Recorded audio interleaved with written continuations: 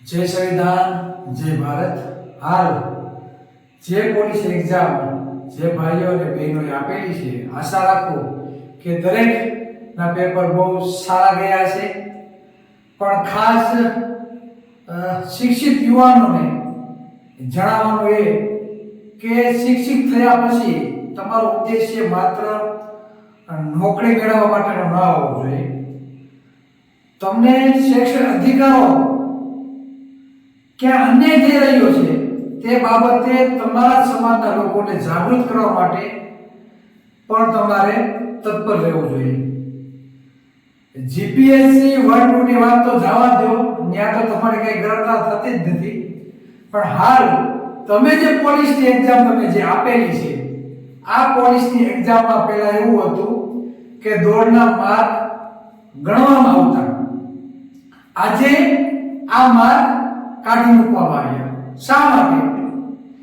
કેમ કે સૌથી વધારે શારીરિક રીતે ખડતર કોઈ જો કોઈ હોય તો ઓબીસી એસસી એસટી સમાજના ભાઈઓ અને બહેનો છે।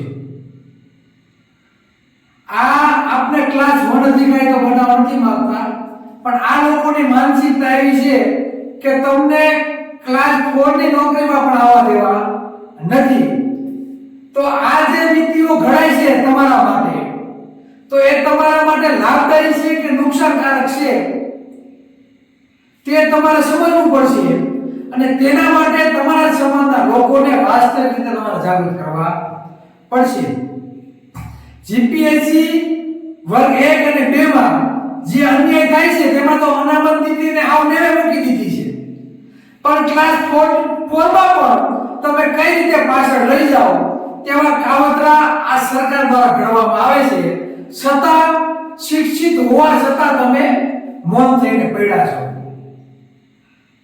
રાજકીય આગેવાનો હોય સત્તા પક્ષના તો ઠીક છે, પણ વિરોધ પક્ષના નેતા પણ મને એવું લાગે કે એનામાં પણ પાણી ના હોય એ રીતે મૌન બનીને બેઠા છે। થોડા સમય પહેલા કોઈ એક પર્ટિક્યુલર કાસ્ટના આંદોલનકારીઓના કેસ પાછા ખેંચાઈ ગયા, વિષયમાં ભેગા થયા તો ત્યાં પણ વિરોધ પક્ષના નેતા હતા, ત્યારે પણ ત્યાંથી સ્ટેજ ઉપર એવું કહેવામાં આવ્યું હતું 1 તારીખે ભેગા થશું અને એવું મોટું આંદોલન કરશું, પણ કોઈ જાતનું કઈ રિઝલ્ટ આવ્યું નહીં।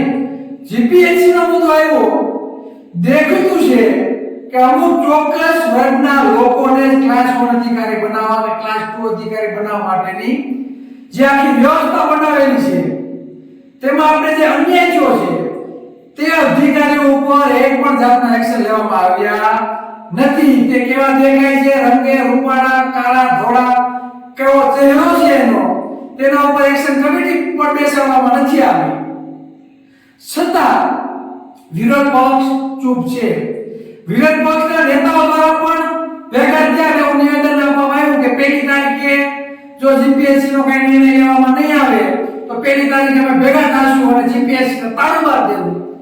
હવે આ તાળું ક્યાં બનાવવા આવ્યું છે એ હજી તાળું આવ્યું નથી।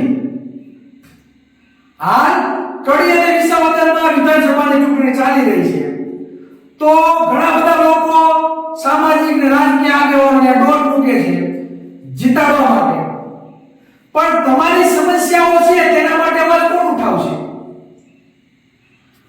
જે લોકો સૌથી વધારે આપણા મત લઈને સરકાર બનાવે છે, જે લોકો સૌથી વધારે ટેક્સ લઈને આ સરકાર ચલાવે છે, તો બજેટ આપણે ફાળવવામાં નથી આવતું, મંત્રીમંડળમાં આપણું કઈ સ્થાન નહીં, નિગમોમાં ક્યાંય નહીં, સચિવોમાં ક્યાંય નહીં, કોઈ જગ્યાએ તમારી ગણતરી કરવામાં આવતી નથી। અને છેવટે ઓબીસી એસટી સમાજના લોકોને કઈ રીતે પછાત રાખવા અને કઈ રીતે એને નોકરીઓમાંથી ખતમ કરી દેવામાં આવે તે ષડયંત્રો આ બેઠા બેઠા બધાય ઘડે છે અને આપણે સારો મુના બધું જોઈ રાખે છે। આ રાજ્યના મુખ્યમંત્રી કોઈ કહેવાનું નથી, ગૃહમંત્રીને કોઈ કહેવાનું નથી, સત્તા પક્ષના જે અધ્યક્ષ બનીને બેઠા છે તેને પણ કોઈ કહેવાનું નથી। સૌથી વધારે મત હોવા છતાં આપણે મૌન થઈને બેઠી રહેવું એ ક્યાંનો ન્યાય અને એ ક્યાંનો સમાજ? તો જાગો અને ખાસ કરીને શિક્ષણ સાથે જે લોકો જોડાયેલા છે તેને બે હાથ જોડીને વિનંતી છે કે તમે આ સમાજને વાસ્તવિક રીતે જાગૃત કરો.